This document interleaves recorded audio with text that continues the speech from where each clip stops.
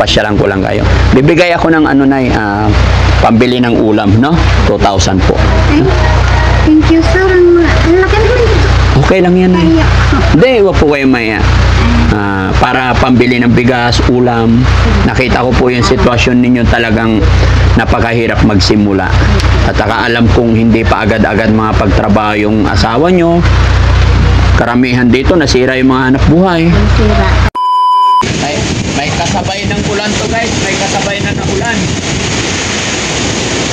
Tignan nyo po yung mga punong kahoy dito.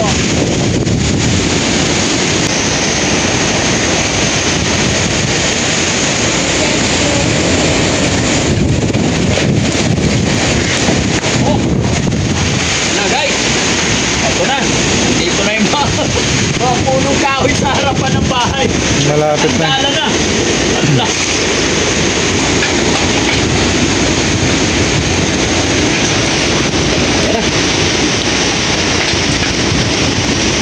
Nababali na. Nabali na yung mga punong kahoy, mga kababayan, mga kabarangay. Dito sa harap ng bahay, wala nang natira. Ayan. Natanggal namin kasi nakasabit na sa mga wire.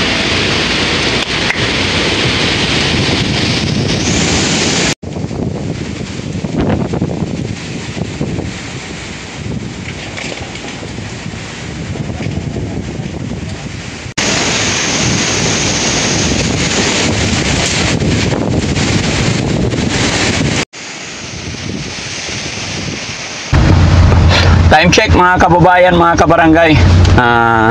7 po ng umaga. At ito nakikita nyo yung pinagdaanan ng bagyo. Ang daming bagsak-bagsak na punong kahoy sa may kalsada. Pero syempre mga kababayan, iikot po tayo para kumustahin natin yung ating mga kababayan dito sa Anda, Pangasinan. Dahil dito kami na-trap kagabi, hindi kami nakauwi. So, pasyalan na lang muna natin yung mga kababayan natin dito na nasa gilid ng dagat. Yung mga apektado po ng bagyo totally. Although, lahat naman tinamaan ng bagyo. At sana walang masamang nangyari dahil yung mga gamit mapapalitan. Pero yung tao, so dapat ligtas lang lahat, no? Ayan, halos wala pa yung mga tao, mangilan-ngilan pa lang mga kababayan, pero ayon sa balita, marami na po kagabi ang nasa evacuation center. Ito ang team Daddy Frankie mga kababayan, kumusta po kayong lahat? Magandang morning po. Doble ingat po. Pumatong na sa waiting shed. Hello po. Oh, bumangga na. Matitibay na puno, napuputol eh.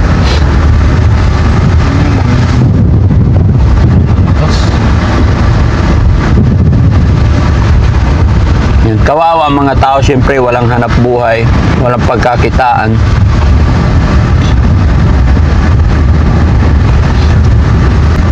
Sa Kamaynilaan, hindi natin nararanasan or nasasaksihan yung ganito kalakas eh.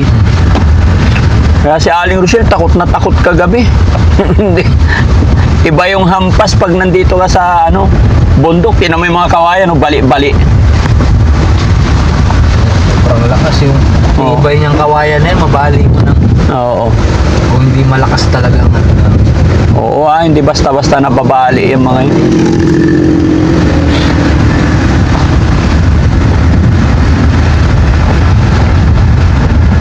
Dagat na to, Sam. Sisilip din natin yung pangpang. Ayan mga kababayan, pasensya na po kung medyo magalaw yung video namin ngayon dahil yung camera namin nabasa kagabi. Ayan. Hindi inaasahan pangyayari. Kaya yun, papa-service muna natin. Nabasa po talaga yung gimbal, yung camera, nabasa. Shout out po sa lahat ng ating mga kababayan. Mag-iingat po tayo. Kasi kahit ganitong paalis na yung bagyo, may posibleng may biglang tumutumba, biglang nalalaglag. Pero ang Team Daddy Frankie, tuloy pa rin mga kababayan kasi sanay na tayo sa mga ganito. Kumbaga, nakahanda na po tayo.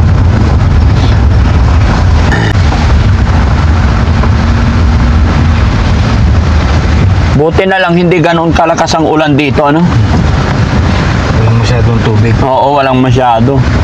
Pero kung yung bagyo na magmula simula Tubig na. sabay ang ulan tsaka hangin, yun ang mahirap. Buti na lang, kunti lang ang ulan dito sa ano.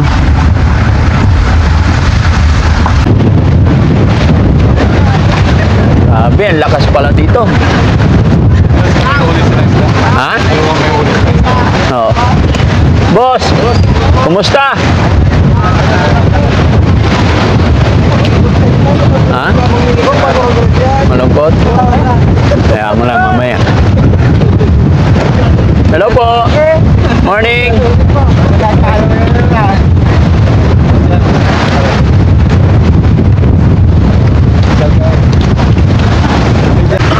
Morning, good morning.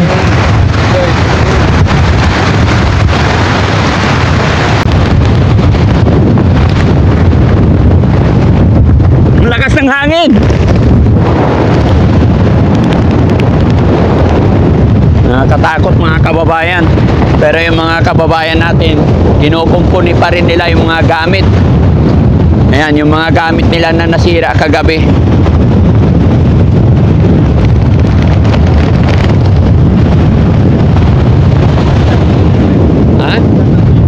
Ha? Mataas ang tubig kagabi. So ayun mga kababayan, mapapansin nyo po, nandito kami sa gilid ng dagat. Buti na lang medyo humupa na yung tubig dahil kagabi high tide po yan, no? At nakikita nyo yung mga ano nila, talagang nagkandatumpahan. Pero kinukumpuni pa rin ang ating mga kababayan. Meron tayo nakitang tao dito, kumustahin natin kung gaano nga ba kalakas ang bagyo kagabi.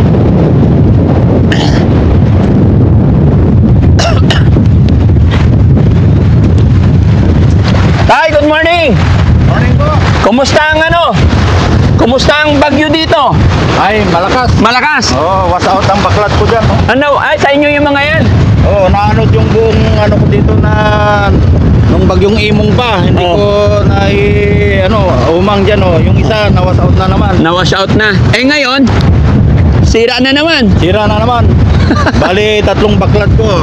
2 baklat na hindi ko pa naiumang dahil sa bagyong imong. Tapos ito na naman, sira na naman yung isa. Oo.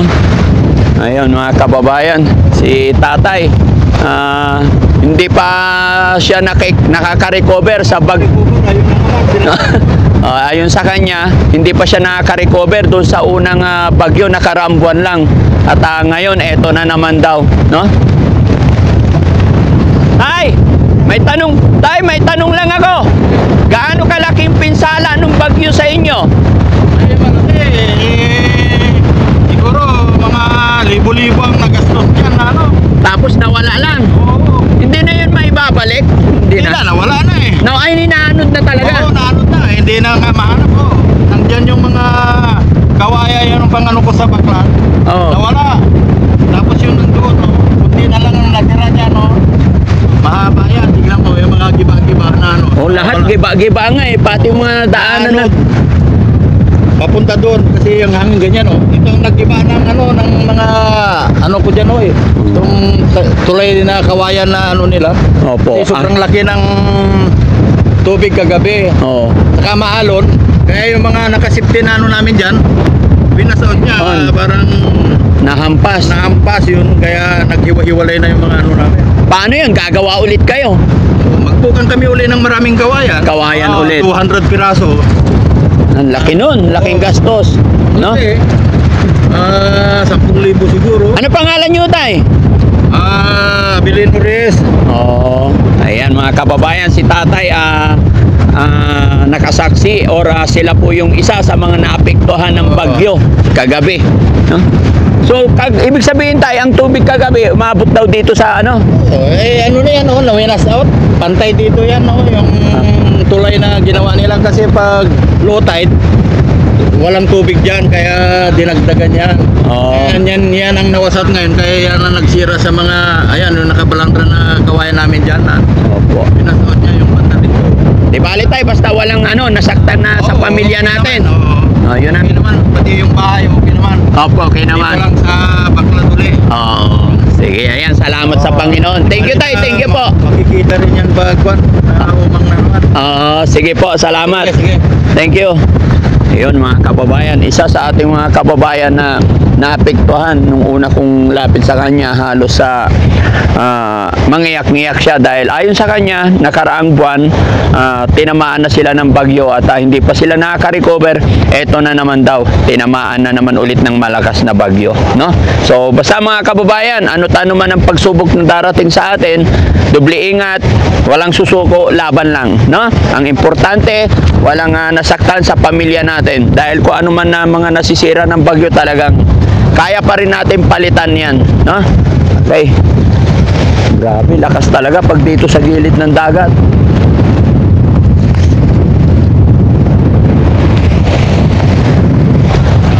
Hawakan mo. Nay, kumusta ka dyan? Putik yung loob. Puro putik. Ha? Yung dagat. Ano, hanggang dito inabot ka rin? Opo. Hindi naman halata. Ah. Lahat kami pumasok. Lahat kayo pumasok yung bagyo. Pumasok yung tubig ng dagat. Up, pumasok yung dagat sa inyong bahay. Dapat sinarado mo yung bahay. Pinatulak yung Ha? tubig. Pwede ba pumasok dyan sa inyo, Nay? Sige po po. Tingnan natin mga kababayan. No? Ayan. Ayan. Ola! Nawalisan na yung isang puso. Nawala sana. Mabuti naman. Umabot pa rin ang tubig dyan, Nay. Opo, dito sa sahig na. Hanggang sa sahig. Opo. Ala. Buti hindi nabasa yung mga unan. Tinaas ko po siya. Tinaas na. Malakas din ba yung hangin? Nandito ako kagabi na Dito ako sa Anda, Pangasinan. Nakita ko naman po yung lakas. Bali, pinakamalakas na hangin po siguro alas 2, no? Hanggang alas 3. Tapos alas 4 medyo humupa na. Kaya ramdam ko po yung dinanas ng mga kababayan kabarangay natin dito. Kaya nandito po ako ngayon. Ako po si Daddy Frankie, Nay. Kilala niyo po ba si Daddy Frankie? Sa Facebook lang sir. Sa Facebook. Nanonood ka rin ba, Nay? Opo. Ano pangalan niyo po? Dilinda sa Bernita. Ha? Dilinda sa Bernita. Belinda. Asawa niyo po? Nasa trabaho sir. Nasa trabaho. Anong trabaho? Construction lang sir. Construction. Pero sa ngayon, wala silang trabaho sir sa Baguio. Anak niyo ilan po? Ito sir. 7. Anong ulam natin, Nay? Wala pa sir. Wala pa. Bakit? Wala pa, para sa pambili. Walang pambili? Opo. No? Dito ako napapabilib mga kababayan. Kasi kahit na may mga dilubyo, bagyo na pinagdaanan ng mga kababayan natin dito, nakita nila si Daddy Frankie, nagsisigawan pa. No? Instead na nalungkot kasi nasira yung mga bahay-bahay, masaya pa. Kaya po nakita ng personal. Na personal nyo si Daddy Frankie. Salamat, Nay, ha? Nay, iniikot ko lang, pinapasyalan ko lang kayo. Bibigay ako ng Nay, pambili ng ulam, no? 2,000 po. Ay, thank you sir. Ang laki naman dito. Okay lang yan, Nay. Kaya. Hindi, wag po kayo maya. Para pambili ng bigas, ulam. Nakita ko po yung sitwasyon ninyo, talagang napakahirap magsimula. At saka alam kong hindi pa agad-agad mga pagtrabaho yung asawa nyo. Karamihan dito, nasira yung mga hanap buhay. Sira. Kaya pagpasensyaan nyo na lang. Para sa akin, napakaliit po yan. Pero ang mahalaga, na iparamdam natin yung pagkakaisa ng bawat Pilipino pag may mga ganitong problema. Pagka mga kababayan natin dumadanas ng mga bagyo, mga trahedya, ay ramdam natin yung bigat, lalong-lalo na sa mga kababayan natin nasa laylayan. Pero kung napupuntahan natin sila, naabutan natin sila, gaya ng aking sinabi, alam kong hindi sapat. Pero sa oras ng kagipitan, naabutan natin sila kahit maliit, gumagaan pa rin, no? Pero malaki na sa amin po, sir. Malaki na po yan. Thank you po. Walang ano man. Laban lang, Nay, ha? Sige po, Napakamasayahin ni Nanay, mga kababayan. O, picture tayo, Nay. Lapit ka, Nay. Dito ka lang, Nay. Para picturean tayo kasi ang ganda ni Nanay. Artista to, artista. Pangit po. Parang nakita na kita sa TV, Nay. Napanood na kita. Sige, Nay, tingin ka doon. Diba? O, ayan, o. Ayan. Yun. Diba, guys? Tingnan nyo yung mukha ni Nanay. Parang nakita ko, napanood ko na siya, sa Lord of the Ring. Ba yun? Pangit po, sir. Hindi, ah. Ganda po ni Nanay, opo. No? Walang pangit na ginawa ng...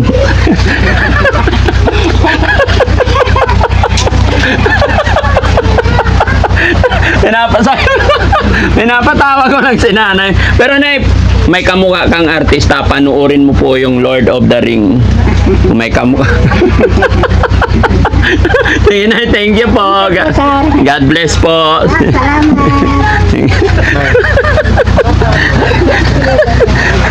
Ano ka ba? Huwag mo tinatawaan. Seryoso ako eh. Seryoso ka pa, sir. La! Tumigil ka na dyan! Magkakasakit ka! Po, sir, tapusin ko lang ito. At tapos, magbihis ka na! 70 years old ka na po! Oh, buti matibay pa, no? Po, sir. Lola, may bigay ako sa'yo! Oh, dahil napakasipag mong lola. Pambili na ulam. Opo, sir. May ulam ba kayo? Wala, sir, sa kabigas. Ah, wala rin bigas. Bakit? Mahirap na nga eh. Bumabagyo pa. Wala na nga pambiling bigas. Wala nang pambiling bigas. Oo, sir. Binagyo pa. Oo. Gaano na kahirap lalo? Mahirap pa, sir. Mahirap pa. Oo. Laban lang, Nay. Opo. Huwag tayo mawala ng pag-asa. Ano po? Opo, sir. Oo, sige po. Magbihis ka na po, Lola, kasi mas magastos po pag nagkasakit, ubuhin ka po. Sir. Paubayan mo na lang sa mga anak mo. Salamat, sir, ah. Opo. Marami po salamat. Walang ano man. Sa tulong niyo. Opo. Sige lang, magbihis ka na po. Opo, sir. No? Tara. Tay, thank you po. Mo? Saan? Nasira ang bahay mo? Oo, sir. Pak, pwede makita. Oo. Oh, Tanggal ang bubong. tanggal ang bubong. Ay, ito ang bahay mo, sir. Oo, sir. Asan ang pamilya mo? Andiyan sa ito, naglilinis din sila, sir. Oh, pinasok din ang tubig. Dig. Ha? Tulad, sir, hanggang dito, katabi. Hanggang dyan. Ilan ang anak mo, sir? Tatlo, sir. Okay. Ano pangalan ni sir? Role Gargas, sir. Role. Morole. Ano hanap buhay niyo po? Ito, sir, maglambat. Ay, paano yan? Ay, parang nasira na. Hindi pa naman. Hindi ba naman, sir? Hugasan lang, sir. Ah, hugasan lang yan. Opo. Ay, ano yan? Palaka. Hala, hinahawakan lang. May lason yan, tay. Hindi ka pa natatakot dyan? Hala. Tubig, oh. Maraming tubig kagabi. Maraming tubig kagabi. Tapos ito, natuklap yung bubong mo. Oo, sir. Asan na yung yero? Andiyan sa likod, sir. Ah, natanggal talaga. Wala, no? Girat-girat talaga dito, mga kababayan. No? Pero okay lang, at least walang nasaktan sa Walang pamilya. namatay, sir. Walang namatay. Oh, yan ang pinaka-importante, ano? Basta pagka may mga ganito, likas na lang. Kinabukasan, makabalik naman eh. No? Nilitas po kayo dyan sa malaking bahay kagabi. Ah, lumikas kayo dyan. Okay. O, tay, bigyan kita ng pambiling ulam. Pagpasensya mo na to, ha? Salamat po, sir. Madudumi yan. Ha?